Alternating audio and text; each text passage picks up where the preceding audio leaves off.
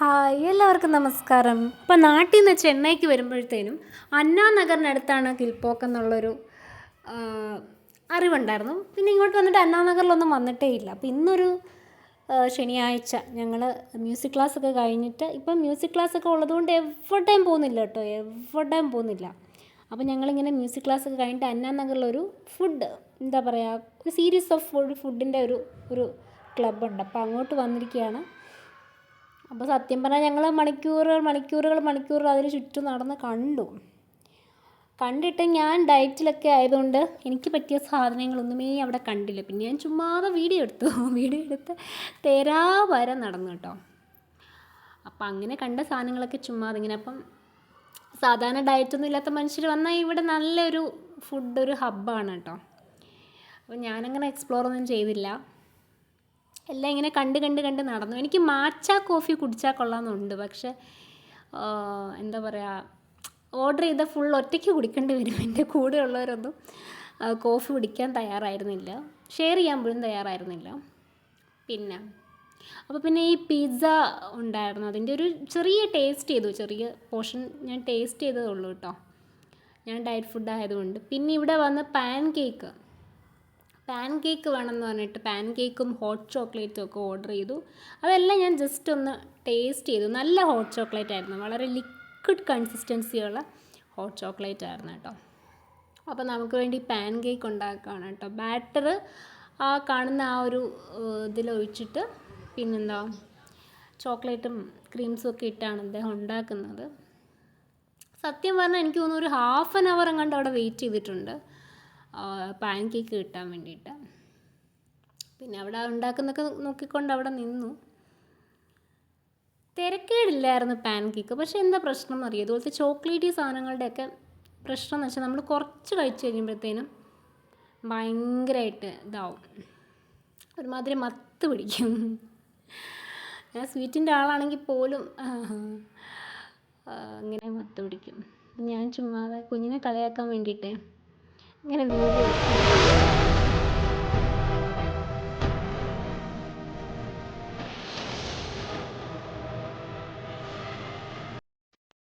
ഒരു pan cake വെച്ചതിന് ഡ്രാക്കുളയുടെ മ്യൂസിക്കൊക്കെ ഇട്ട് ഞാൻ ചുമ്മാതെ.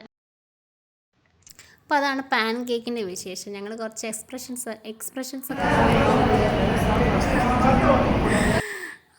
കുറച്ച് ഒക്കെ എടുത്തിട്ട്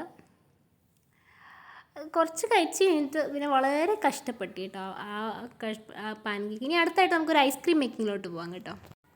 അപ്പോൾ ഇവിടെ ഇദ്ദേഹം ഒരു ഐസ്ക്രീം ഉണ്ടാക്കുന്നത് കാണാം.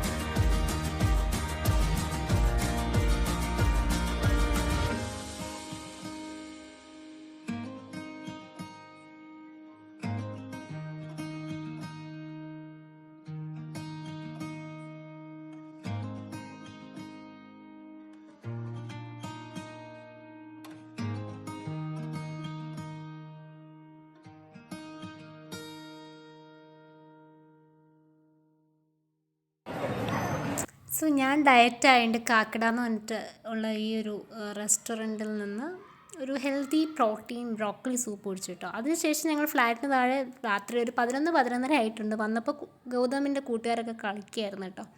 അപ്പോൾ അവനും അതിൻ്റെ കൂട്ടത്തിൽ കളിക്കാൻ, എനിക്കാണെങ്കിൽ ഉറക്കം വന്നിട്ട് മേലായിരുന്നു, കളിക്കാനായിട്ട് കൂടി. ആ കുട്ടികളൊക്കെ അവിടെ ആക്റ്റീവായിട്ട് കളിയൊക്കെ ആയിരുന്നു. ഇനി നാളെ വെളുപ്പിന് സൺഡേ മ്യൂസിക് ക്ലാസ് ഉണ്ട് കേട്ടോ. രാവിലെ തൊട്ട് സ്റ്റാർട്ടാവും. നാളെ ഫുൾ മ്യൂസിക് ഡേ ആണ്. രാവിലെ എഴുന്നേൽക്കണം. ഏകദേശം രാത്രി വരെ ക്ലാസ്സുകളുണ്ട് കണ്ടിന്യൂസ് ആയിട്ട്. അപ്പം നമുക്ക് സൺഡേയും ലീവില്ല. അപ്പോൾ കുട്ടികളുടെയൊക്കെ കളിയൊക്കെ കണ്ട് കുറച്ച് നേരം അവിടെ നിന്നു.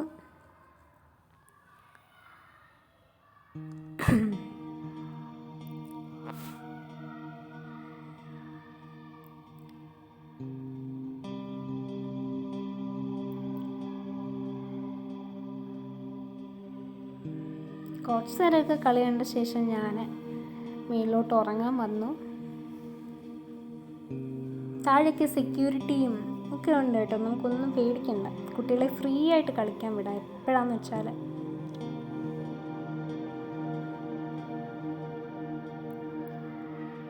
ആ സമയത്ത് അവിടുത്തെ ഒരു ടൈനി കുട്ടി വന്നു, ഒരു ക്യൂട്ടി വാവ.